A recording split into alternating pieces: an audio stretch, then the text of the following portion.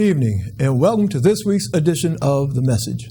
I'm your host, Donatus King. We'll spend this next hour with one purpose in mind, and that one purpose is delivering the message that God is Almighty.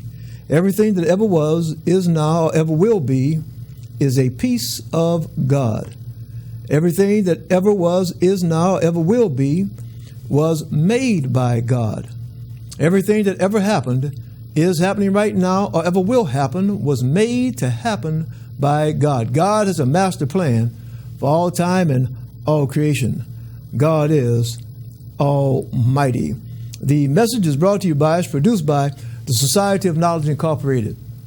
The Society is an interdenominational, religious, spiritual organization. Our members come from various different religious and spiritual backgrounds. We have various different religious and spiritual beliefs. Although we come from different backgrounds and have different beliefs, there's one belief that we share. There's one piece of knowledge that we hold in common, and that's the knowledge that there is a being. By no matter what name we may have been taught to call that being, by no matter what name we may have come to know that being, whether that name be God, Allah, Yahweh, Jesus, Buddha, Jehovah, nature, by no matter what name, we know that there is a being that possesses not some of the power, not most of the power, but all of the power. That's the reason we do this show, and the only reason we do this show, to deliver the message that that being that personally I call God, that being is indeed Almighty. Today is October the 3rd, 2019. I remind you of that fact because tonight, as we are on most Thursdays, we are live. And I remind you of that fact because this show is an open discussion. It's a two-way conversation. For those of you that are watching by Facebook, I invite you to join the discussion, join the conversation, post your comments. Those of you that are watching on television, call in, and you see the telephone number that's on your screen. Use that phone number, call in, and join the discussion.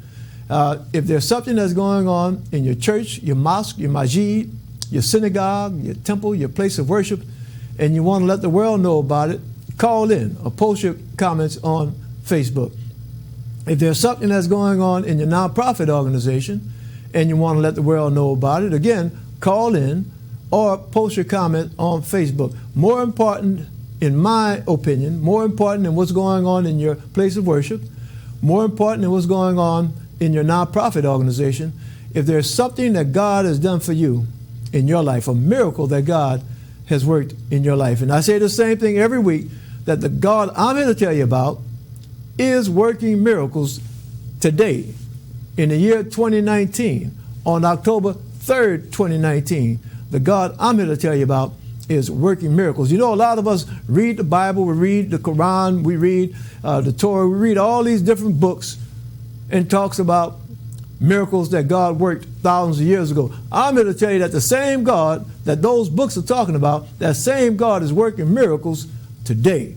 So if God has worked a miracle in your life, post your testimony on Facebook. Let somebody know that God worked a miracle in your life. Call in and share your testimony in the studio.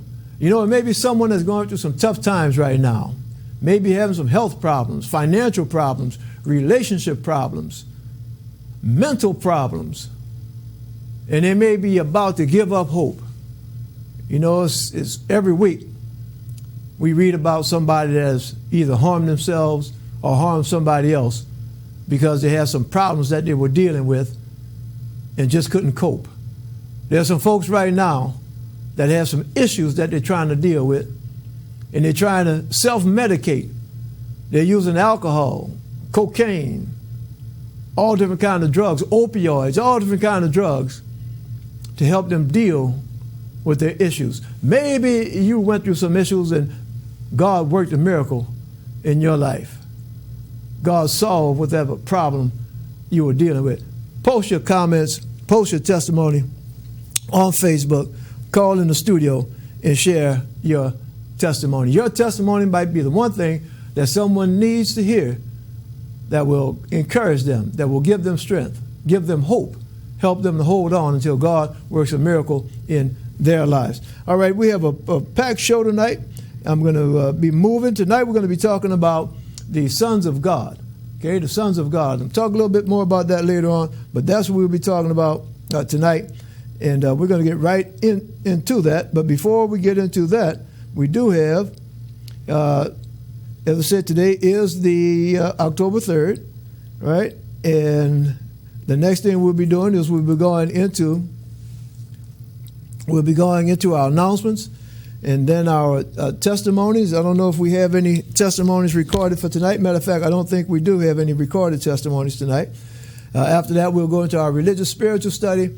As always, prove all things, hold fast that which is good, coming out of the first book of Thessalonians chapter 5, verse 21.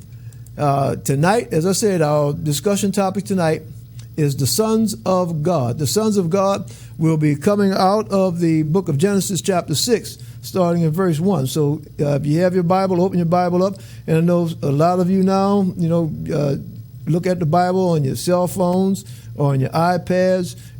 Look it up, Genesis chapter 6, starting in verse 1. Next, we'll have our words of inspiration. I don't know if we're going to get that far tonight, but if we do, it'll come out of the book of Exodus, chapter 8, verses 15 through 32. Our announcements. This our main website that you see on the screen now, and that's www.godisalmighty.org. I invite you to go to that website. There are links on that website to all of our social media outlets. We have a religious discussion blog. We have a Facebook page, Twitter, Instagram, YouTube. All you have to do is go to that main website, and there are links there. You don't have to type in all different kinds of stuff. There's just links. You just click on the link, and it'll take you straight to those social media platforms. Rock of Ages Ministries International. That's Apostle Ronnie Bailey, and you see that's their main website, www.ronniebailey.com. Give them a visit on their website. Apostle Bailey is doing some great work, not only in the Lafayette area, but throughout mid and South Louisiana. Check out their website. A lot of videos. They work with a lot of different churches, different religious organizations. That's www.ronniebailey.com. The New Orleans Peacekeepers, operating here in the city of New Orleans, that's 504-500-1706. In the New Orleans area, you can call 311 between the hours of 8:30 a.m. to 4:30 p.m. for free smoke detectors. Okay, the weather is starting to change. It's still kind of warm, but the weatherman is saying that within the next couple of weeks it's going to get cooler. So folks will be firing up those space heaters and different types of ways trying to keep warm. Before you start doing that, check your smoke detectors. If you don't have any, call 311. If you do have some, check the batteries. Make sure that they're working. Don't have them stuck on your ceiling just as a decoration. Make sure that they're working. October is Breast Cancer Awareness Month, and every year when we talk about the Breast Cancer Awareness Month, I remind our viewers that this is something that shouldn't be only of interest to our women, our females, but men also get breast cancer. Maybe not as often as women, but men do get breast cancer. So whether you're a man or a woman, male or female, be aware. And there's a self-examination that you can do. And if you feel something that doesn't feel quite right, go to your doctor. Let your doctor examine you, okay? And if breast cancer is just like any other cancer. If you catch it in time, it is not a death sentence. So if you catch it in time, you can still be a survivor. And we have a young lady that comes on just about every year during this month, and I'll try to get in touch with her to bring her on. She is a breast cancer survivor, and she gives her testimony just about every year she comes on the show and gives her testimony. I talk about giving testimony, that hearing her story of survival in as many years as she has survived, that indeed is inspiring. And that's encouraging to some folks that might just be getting diagnosed. Let them know that, again, it's not a death sentence. If you catch it quick enough, soon enough, indeed, it can be treated. Right? Please check your vehicle's back seats for babies. Sister Carolyn. All right. Yeah, God has brought me from the low of low when I thought it was no hope. Thank you for that testimony on Facebook, Sister Carolyn. And as Sister Carolyn said, God brought her from the low of low when she thought it was no hope. Now, when you get to that point where you feel there's no hope, you're just about done. Yeah, you're just about done. No telling what you're going to do to yourself or to somebody else.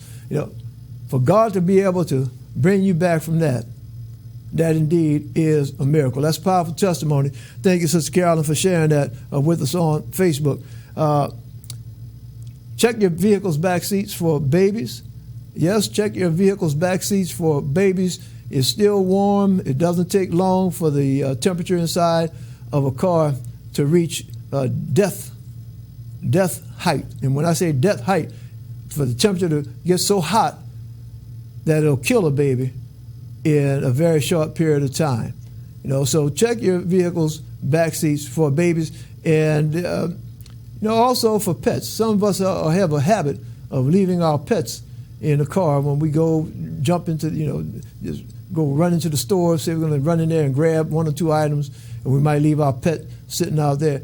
Pets also die from heat stroke because they're being left in back seats. So check your vehicle's back seats for babies and also for pets. The last item we see there, vote. Vote. I had a wonderful time this past weekend in Marksville, and I was attending the state conference, the Louisiana State Conference annual convention.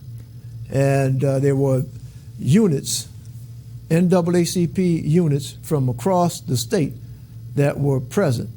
So from adult branches to college chapters, youth councils, all in Marksville. And one of the topics, one of the main topics was vote. Okay, vote and voting rights and protecting our vote. This is a democracy that we live in. And it's one man, one vote. And the way we control what our elected representatives do is by voting for them and putting them in office. And once we vote for them and put them in office, holding them accountable. All right, so we have early voting in the city of New Orleans right now, actually in the state of Louisiana. Early voting began last week. Early voting will continue through this coming Saturday. Okay, so this coming Saturday will be the last day that you can early vote. And then after that, you have to wait until the actual election day. But I encourage everybody to get out and early vote. Don't wait until election day because it might be raining, something else might happen that will prevent you from going and vote. Go now. Okay, go now. So today is Thursday. You have Friday and Saturday to do your early voting. Okay, vote. We have some very, very important issues that are on the ballot. We have the governor's race. We have various state senators, state representatives, the sheriffs throughout various parishes. We have constitutional amendments. All of that stuff is on the ballot.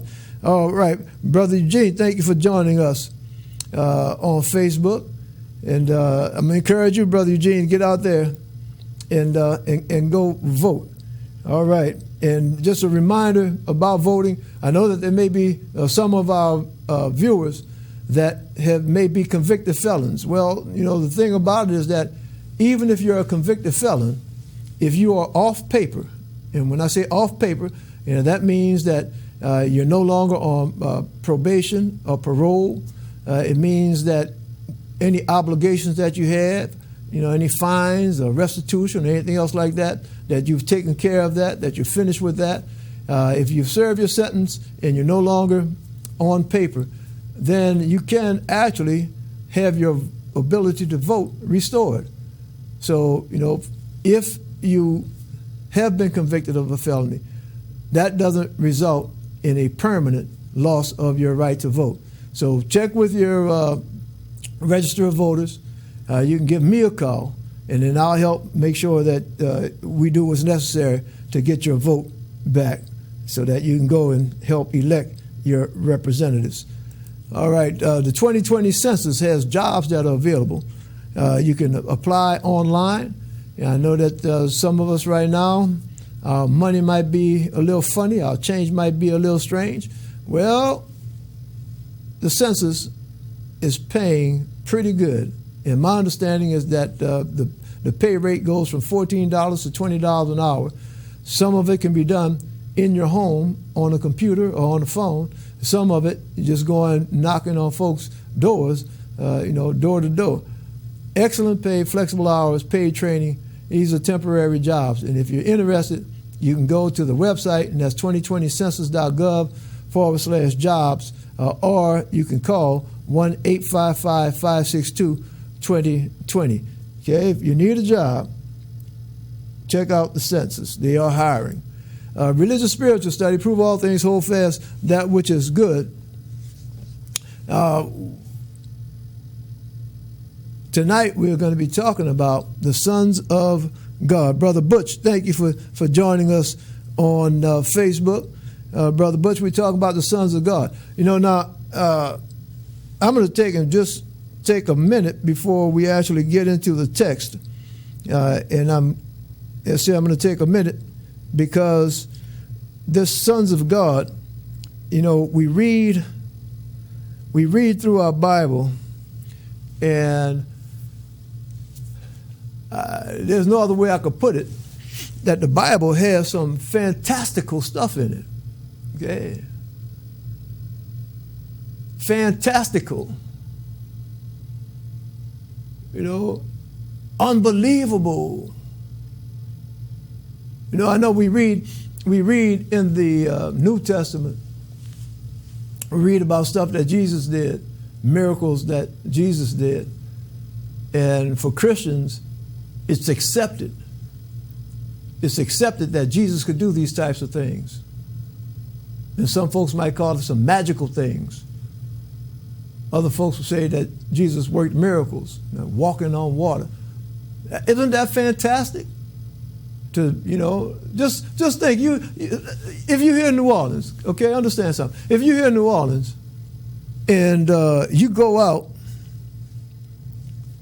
by the lake, Sister Candace, thank you for joining us. You're in New Orleans and you go out by the lake, Lake Pontchartrain, on the seawalk, and you sit down there, drink, might be drinking you a beer or a cold drink, eating some crawfish, just chilling, and you see a fella out there walking on the water.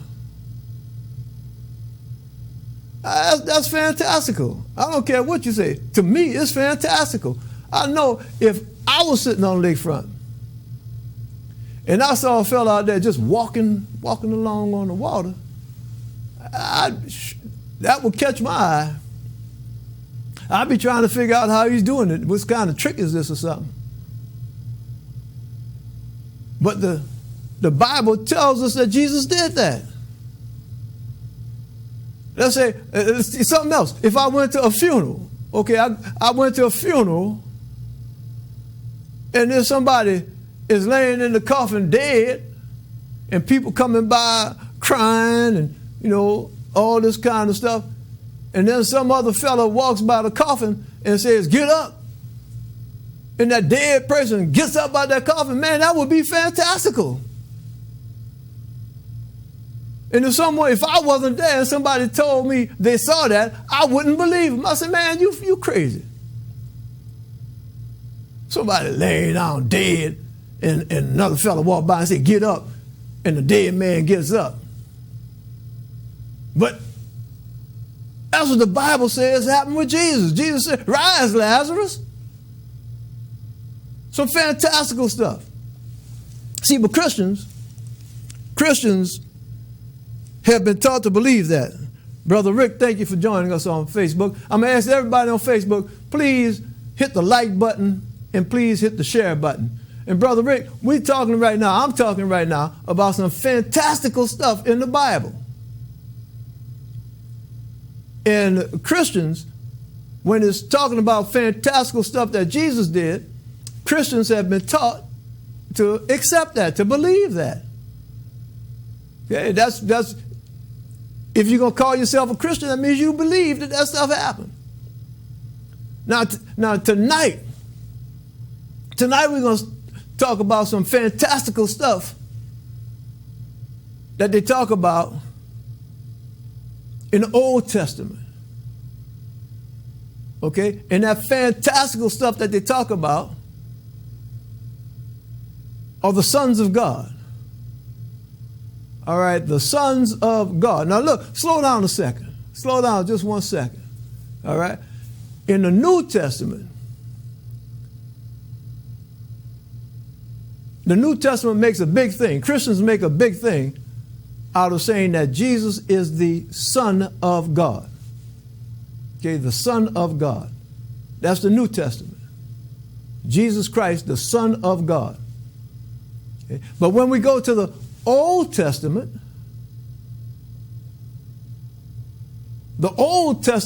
speaks about God not having one son, but plural, sons, S-O-N-S, plural. You see, now, at this point, right now, during this show now, some of y'all listening to me talk right now, and some of y'all was on board.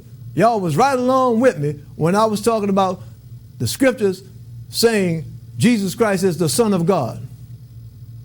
Okay? There's a lot of Christians that was listening to that and said, yep, Jesus is the Son of God.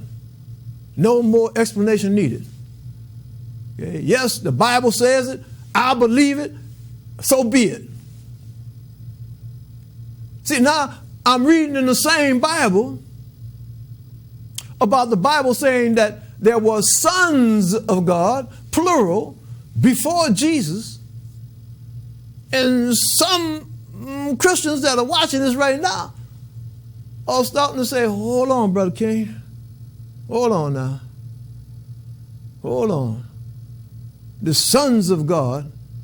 And I know there's some preachers right now that say, well, look, Brother King, you got to rightly divine this. You got to get some understanding. Well, hold on now, preacher. When the scriptures talk about Jesus being the Son of God, you don't have to divine that. But when it talks about there being sons of God, that's something that has to be divined, that has to be interpreted. Why? Why? All right. So let's get into a little bit study about these sons of God. All right. Let's see if we can do this like this. And this is for our Facebook friends. Let's pull up everything, make sure that we have everything working straight here. So the sons of God. All right. Now look, the first mention of sons of God in the Hebrew Bible occurs at Genesis 6 through 1. And you saw on your screen there, that's a depiction of a son of God, an angel. And it came to pass, so now this is Genesis 6 verse 1. And it came to pass when men began to multiply on the face of the earth, and daughters were born unto them, that the sons of God, see that? The sons of God, not the son, the sons, plural, more than one, the sons of God saw the daughters of men, that they were fair, and they took them wives of all which they chose. And the Lord said, my spirit shall not always strive with man, for that he also is flesh, yet his days shall be 120 years. There were giants in the earth in those days, and also after that, when the sons of God came in unto the daughters of men, and they bare children to them, the same became mighty men, which were of old, men of renown. All right, now, I'm stopping right there for a minute. And I'm stopping right there for a minute because just to get some understanding about what it was that we just finished reading. Okay? What we just read. And this is in the book of Genesis. Now remember, the book of Genesis in the Bible, it comes before the New Testament. Okay, so the book of Genesis is talking about that back in the days, God had sons. All right? The sons of God. And there's some kind of difference between the sons of God and men, because it says the sons of God saw the daughters of men. So that's letting us know that the sons of God are not humans. Okay? There's something different about them. All right? You got the sons of God, and look here. Something else is saying is that the sons of men, the sons of God could make babies with the daughters of men. It's kind of like the species mixing. So now I'm going to tell you the studying I've done, and we're going to talk about this. We're going to read some stuff to talk about. And a lot of what I'm reading right now, comes out of Wikipedia, comes from other sources on the internet, comes from the Bible, comes from the book of Enoch, comes from various different sources. As I said, what Thessalonians says, prove all things, hold fast that which is good. So do your own homework. All right, do your own homework. And for those of you that are watching right now, if you've done some homework, matter of fact, you can do homework as we're talking right now. Google stuff. Put it on the Facebook, put your comments on Facebook, call in with your comments, share whatever knowledge that you gain, share it so that I can put this out here in the media and share that with the rest of our viewers. But as I was saying, the sons of God have the ability to procreate, to make babies with the daughters of men. So now, the studying that I've done, that some scholars, some theologians, some religious scholars identify these sons of God as being angels. All right? As being angels. And it gets deeper than that. Not only angels, but what they say, the fallen angels.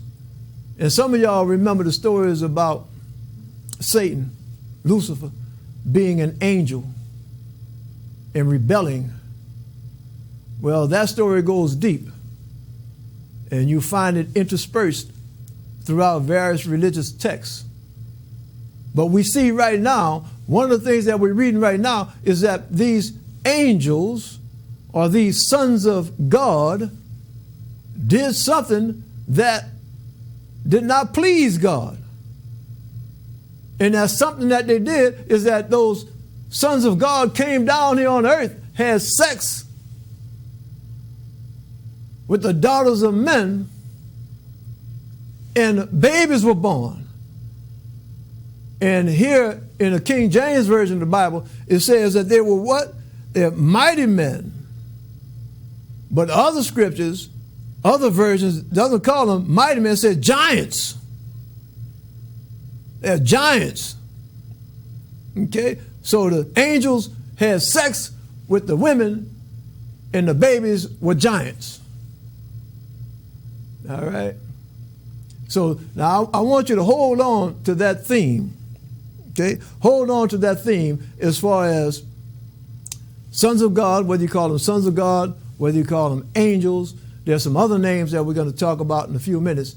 Whether you call them that, but having sex with women, human beings, and then babies, giants, being the offspring, and God being upset about that. And when you read, I don't have this on the screen to put on the screen, but I'm going to just read a little bit more about that. Look, this right here is coming out of This is coming out of the book of Genesis. And look, matter of fact, this is verse 4. Well, look at it, says that there were giants in the earth in those days. And also after that, when the sons of God came into the daughters of men, and they bare children, the same became mighty men, which were of old, men of renown. So that's it, giants. Okay? And now look what happens. It says here in verse 5, and I don't have that to put on the screen, but it says, and God saw that the wickedness of man was great in the earth, and that every imagination of the thoughts of his heart was only evil continually. And he repented the Lord that he had made man on the earth, and it grieved him at his heart. And the Lord said, I will destroy man whom I have created from the face of the earth. All right, so that's what happened. And it goes on to talk about Noah and the flood and all the rest of that. All that happened after these angels start intermingling, having sex, procreating, making babies with the daughters of men. All right? That's in the Bible. Now, see, this is some fantastical stuff. I'm going to ask you, do you believe what it says in the Bible? Okay? Do you believe that? Do you believe there really was such a thing as an angel? The Son of God. Or sons of God. Do you really believe that? That's kind of hard to believe. Do you really believe that? And look, not only do you believe that there were sons of God, but do you believe that they could come down and make babies with human females? You know what I mean? Do you believe that? I'm not telling you it's true, not telling you it's false, not telling you you should believe it, not telling you you shouldn't believe it. I'm asking, do you believe it? And if you do believe it, my next question is, if it happened then, is it still happening now? If there were sons of God back in the days before Noah, and if those sons of God could come down and have sex with female women and make babies, if they could do that back then, are they still doing it now? And if not, why not? What happened? You know what's it? Inquiring minds want to know. I want to know. Okay. And now, look, the next question is, if you don't believe that, then why not? If you don't believe that there were sons of God back in the days before Noah, then why do you believe that Jesus was a son of God? If you don't believe the Old Testament, then how do you believe the New Testament? The New Testament is built upon the Old Testament. You see, I'm talking about some fantastical stuff. All right, let's move on. Let's move on. All right, let's see here. Let's see. All right.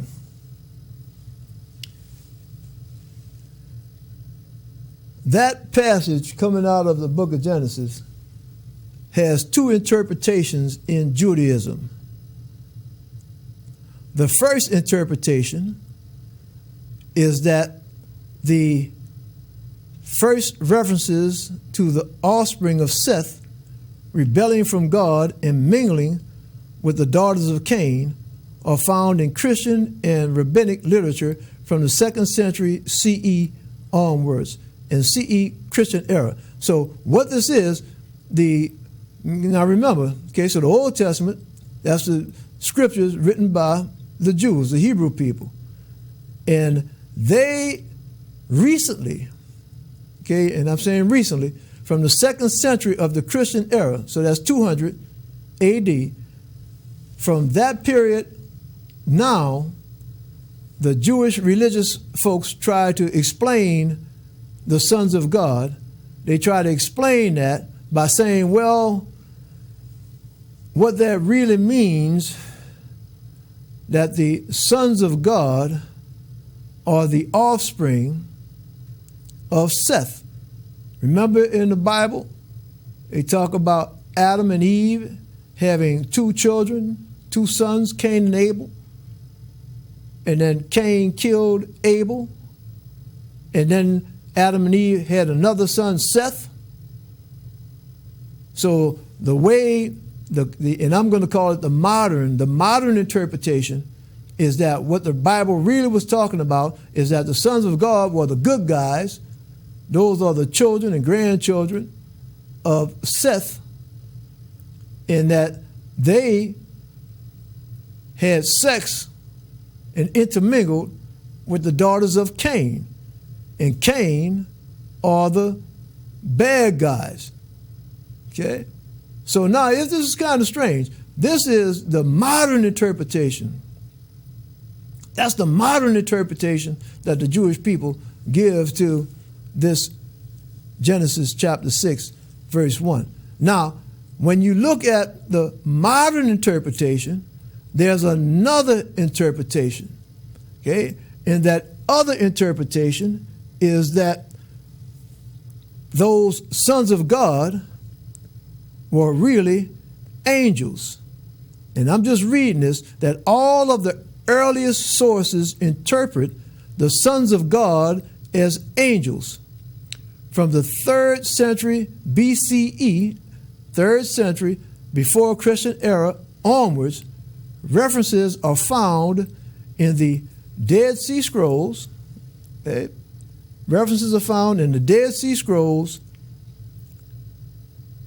the Genesis Apocryphon, the Damascus document, Jubilees, the Testament of Reuben, 2 Baruch, Josephus, and the book of Jude.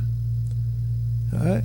And the book of Jude. Now, I'm going to stop for a minute right here and just talk for a second, because those of you that are regular viewers of the show, you know, we've talked before about this thing about the Dead Sea Scrolls. Okay? And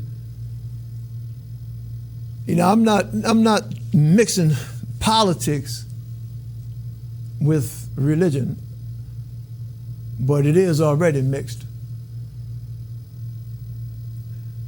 When I hold up this Bible right now, this is the canonized Bible.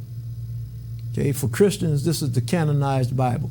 And when I say canonized, this is the Bible that has been declared the official Bible. Okay, official. It has a certain number of books in the Old Testament, a certain number of books in the New Testament. This is the official Bible. Okay? Now, when I say a certain number of books, what that means is that right now I'm holding one book up, but this one book has several different books, like magazines, that have been put together to make up this Bible, to make up this book.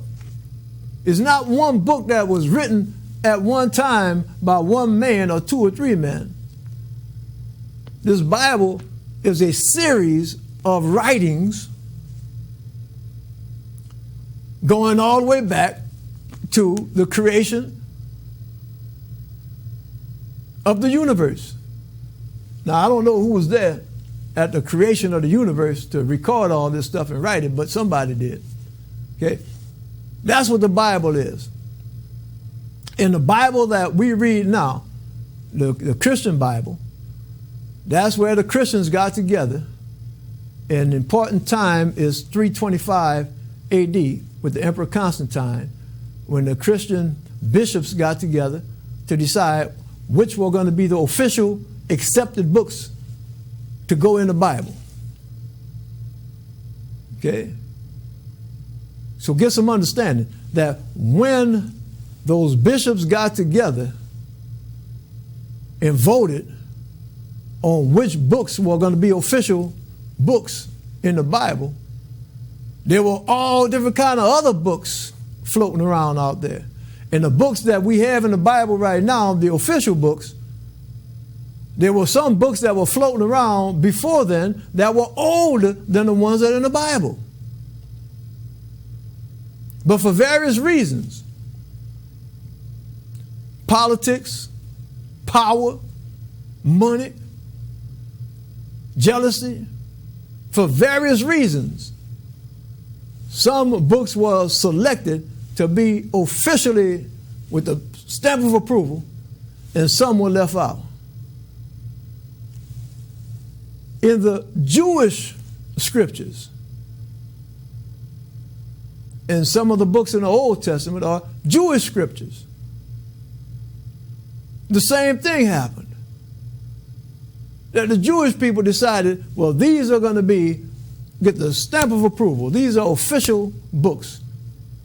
Okay? Official religious books. They can go in the Jewish Bible.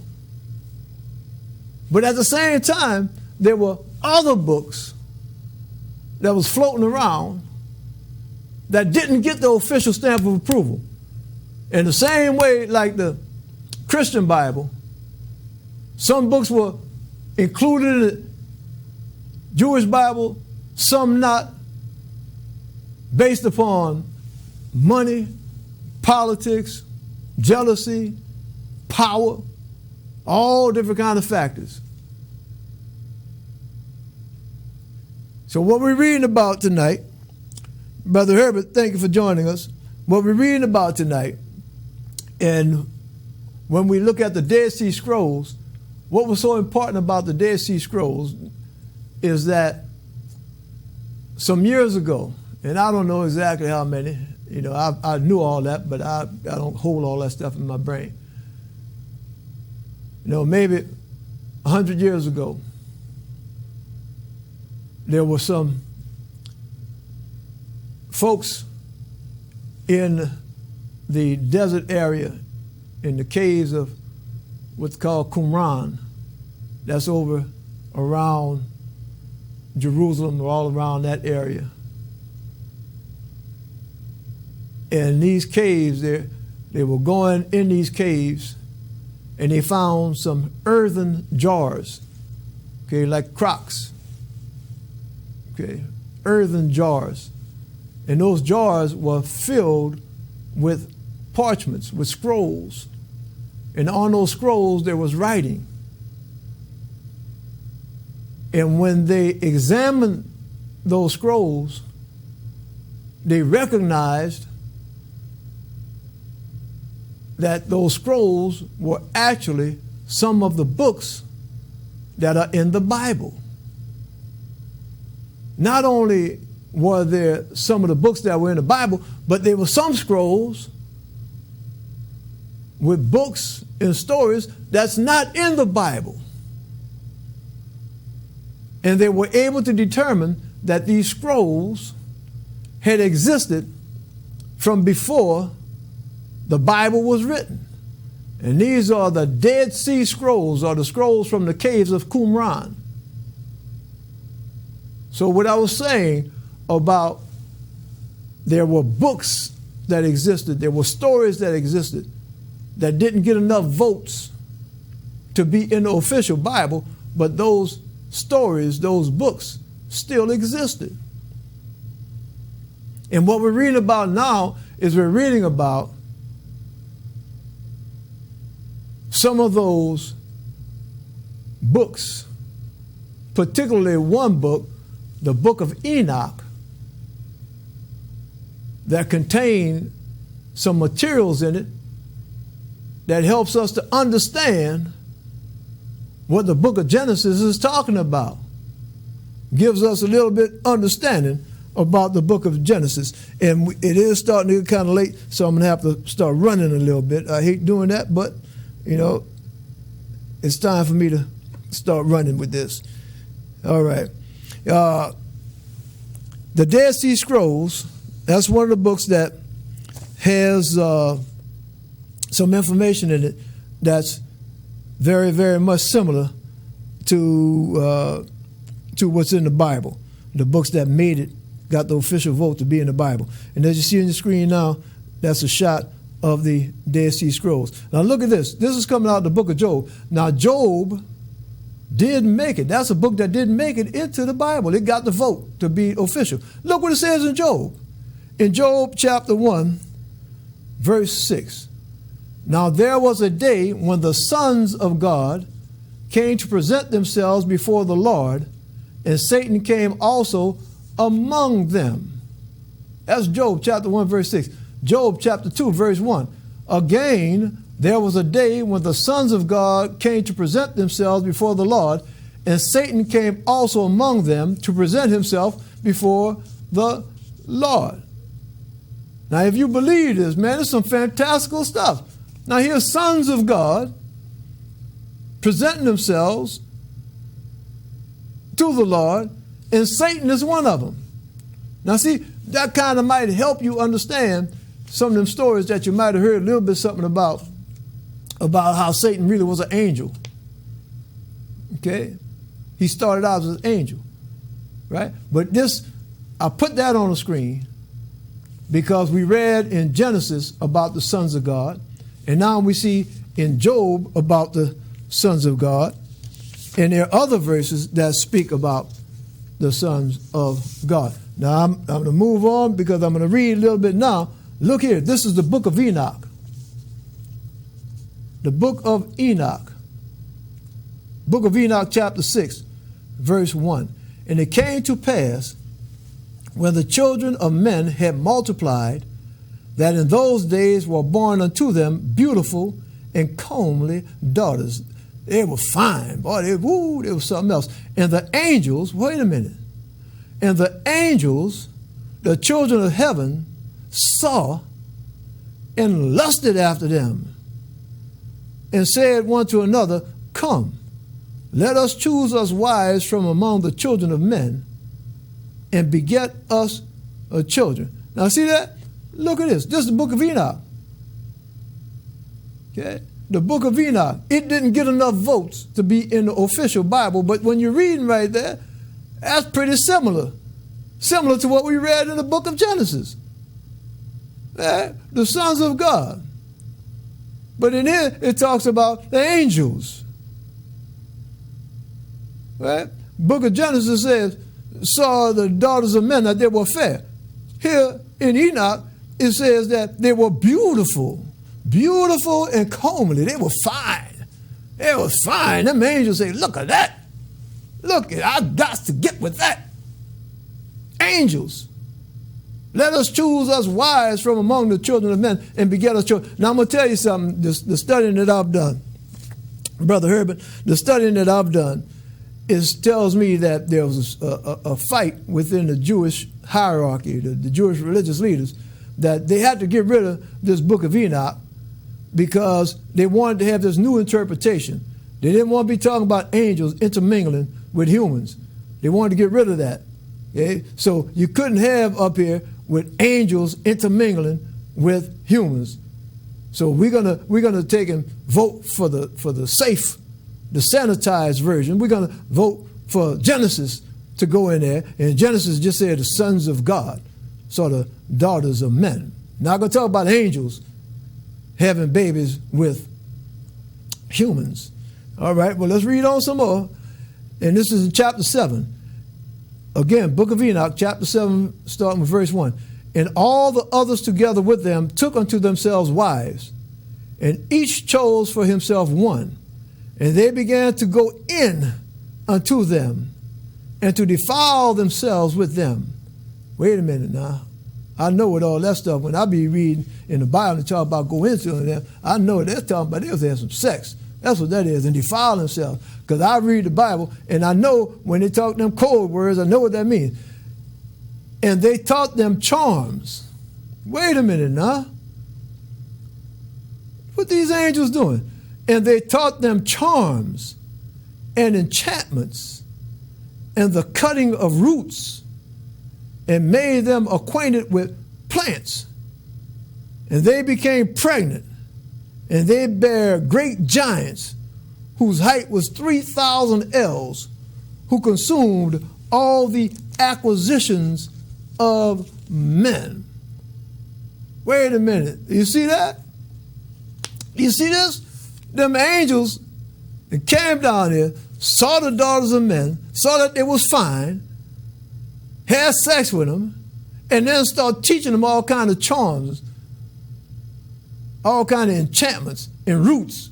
Man, you hear people nowadays talking about somebody put the roots on me, the cutting of roots, and made them acquainted with plants. And they became pregnant. Man, this is some stuff here.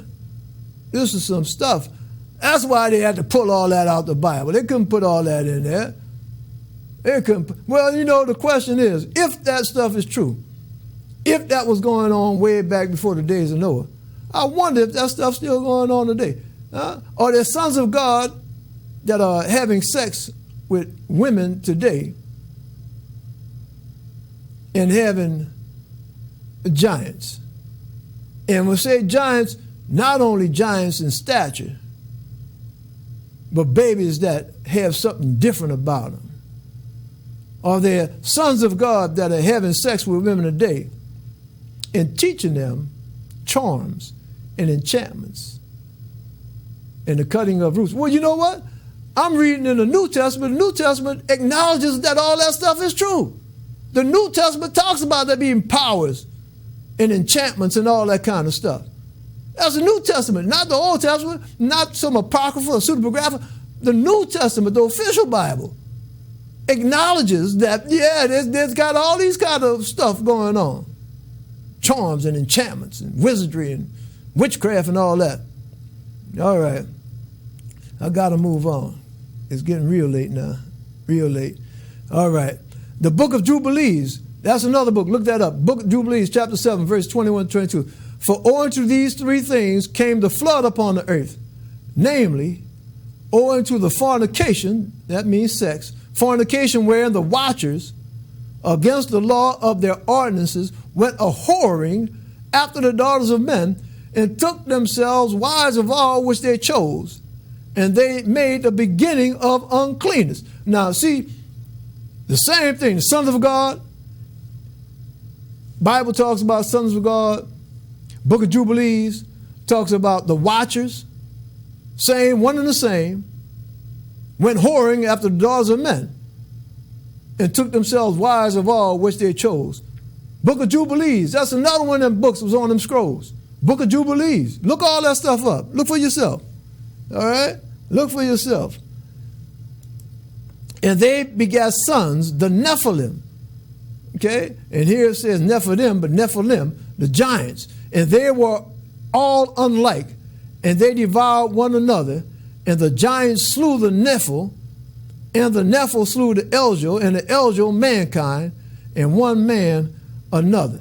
And this is all the confusion that made God say, look, I'm just going to wipe all this stuff out. I'm going to start all over again. I'm going to make a flood come. So when we talk about the flood, when we talk about the flood and we talk about Noah, now we're starting to get a little understanding that this is something that not only does the Bible speak about it, but there are other religious texts that speak about it. There are other religious texts. Now I'm going to read this real fast because I've been reading about stuff relating to Judaism, some of the books of the Jews and Christianity. But let me take and run real quickly through here, all right? Real quickly. All right. Enoch contains unique material on the origins of demons and giants, why some angels fell from heaven, an explanation of why the great flood was morally necessary, and prophetic exposition of the 1,000-year reign of the Messiah. All right. Various Aramaic fragments found in the Dead Sea Scrolls, as well as Koine Greek and Latin fragments, were proof that the Book of Enoch was known by early Jews and Christians.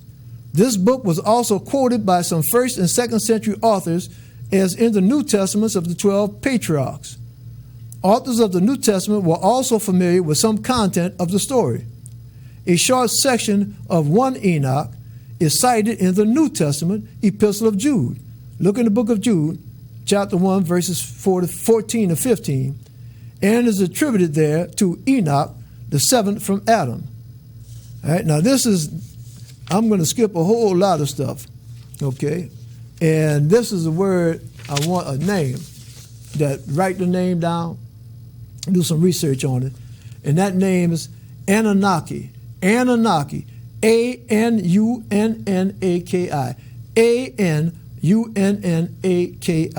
The Anunnaki are a group of deities that appear in the mythological traditions of the ancient Sumerians, Akkadians, Assyrians, and Babylonians. Okay, study, I can't go through all this, study about the Anunnaki. And what's so important is that they are in the scriptures of the Sumerians, the Akkadians, the Babylonians. And remember something that we talked about before? The Jews came from out of Babylon. Okay? That's where Abraham came from. So it makes sense that whatever the Sumerians and the Akkadians and the Babylonians, it makes sense that whatever religion they had, that some of that would leak into the religion that was started by Abraham. So when we read in the official books of the Bible, the Old Testament, we read about the giants and the sons of God, and then we read in those religious books from the Akkadians, from the Babylonians, from the Sumerians, we read about some similar stories. We can see where one was built upon the other. And we come to the end of the story here. Look, do your research. And it is good to share this with you.